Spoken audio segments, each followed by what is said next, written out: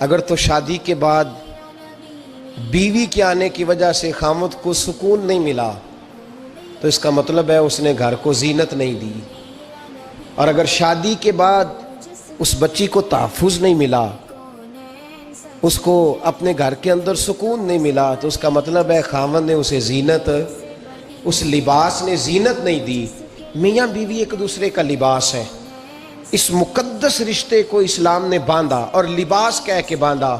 میرے رسول کریم علیہ السلام نے پہلے تو خارجی لوگوں کو منع کیا ہے۔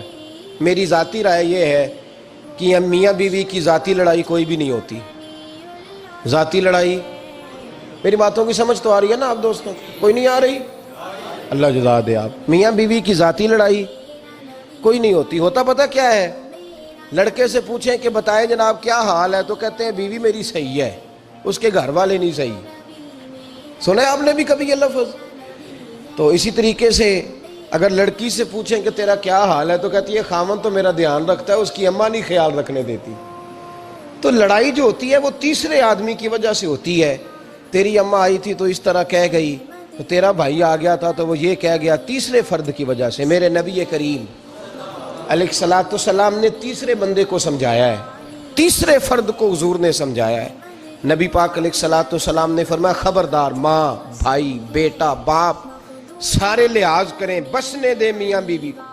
اگر شادی کر دیا تو ان کو سکون سے رہنے دو۔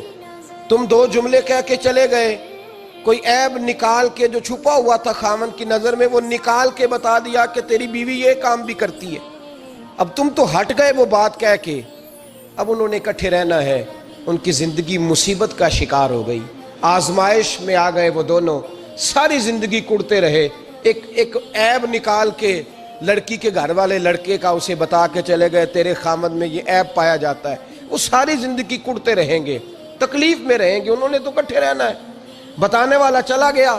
میرے رسول کریم صلی اللہ علیہ وسلم فرماتے ہیں لعنتی ہے وہ شخص، لعنتی ہے وہ شخص۔ یا رسول اللہ کون سا؟ فرمایا جو بیوی کو مرد کے خلاف اکساتا ہے اور مرد کو بیوی کے خلاف اکساتا ہے، وہ لعنتی ہے، ملعون ہے، رحمت الہی سے دور ہے وہ شخص۔ انہیں قریب کرنے کی کوشش کر، تو ان کے اندر محبت پیدا کرنے کی کوشش کر۔